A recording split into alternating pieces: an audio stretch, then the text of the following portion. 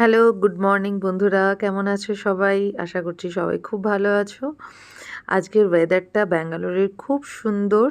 ঠান্ডা, ঠান্ডা দেখছো সবাই স্কুলে যাচ্ছে, কলেজে যাচ্ছে, জ্যাকেট-ট্যাকেট পরেই যাচ্ছে।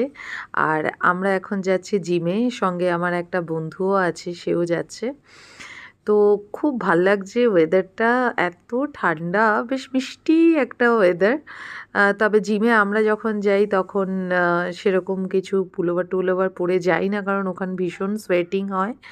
এটা হচ্ছে আমাদের ক্যাম্পাসের মধ্যেই, সুইমিং পুলের পাশেই আমাদের এই জিমটা।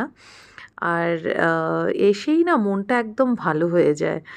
সকালবেলা যেরকম সবার হয় আমারও তাই, বেরোতে ইচ্ছা করে না। ছেলেমেয়ে যখন চলে যায় স্কুলে, তারপরে মনে হয় একটু বসে চা-টা খাই, একটু রেস্ট করি। কিন্তু একটু নিজেকে মোটিভেট করে বেরিয়ে যাই। আর এখানে আসার পরেই না মানে অন্যরকম একটা মোটিভেশন কাজ করে। সঙ্গে, সঙ্গে সবই মোটামুটি করে নিই একটার পর একটা। জিমের যত রকমের ইনস্ট্রুমেন্ট আছে সবগুলোই করার চেষ্টা করি। তবে ১ ঘন্টাই আমি টাইম দিই। এর বেশি সম্ভব হয় না, কারণ বাড়িতে যাওয়ার পরেও অনেক কাজ থাকে, কাজের লোকরা চলে আসে। তো দেখো এখন আমি বাড়িতে চলে এসেছি। এসে আমার চান-টানও হয়ে গেছে। স্নান করার পরে একটু স্কিন কেয়ার করে তারপরে এবার একটু পুজো দেব। পুজোটা স্পেশালি মা যখন আসে মাই দেয়। আমি খুব একটা দিতে পারি না। আ তবে ওই একটু শিব ঠাকুরের মাথায় জল-টল দিয়ে, ফুল-টুল দিয়ে আমি আমার ব্রেকফাস্টটা করে নিই। সকালবেলা জিম থেকে ফেরার সময় প্রায় দিনই আমি ফুল-টুল তুলে নিয়ে আসি। এখানে প্রচুর ধরনের ফুল পাওয়া যায়। তবে সব ফুল তো আর চড়ানো যায় না। তার জন্য যেগুলো, যেগুলো আ আমরা সাধারণত বাঙালিরা চড়িয়ে থাকি, আ সেগুলোই নিয়ে আসি।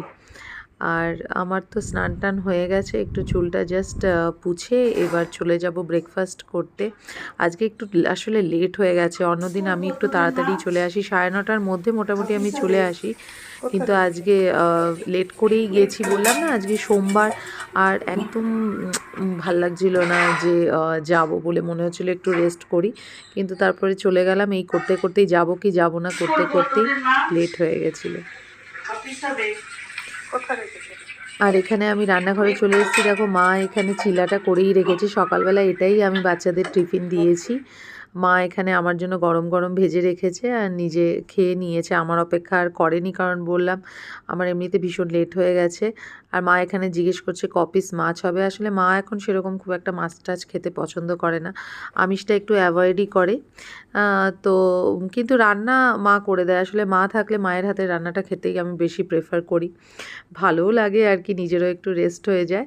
টুকটাক রান্নাগুলো যেগুলো স্পেশাল সেগুলো আমি করি, বাকিগুলো মাই করে। তো চলো আমি এবার ব্রেকফাস্টটা সেরে নিই। দেখা হচ্ছে কালকে আরেকটা নতুন ব্লগে। সবাই ভালো থাকবে। টাটা।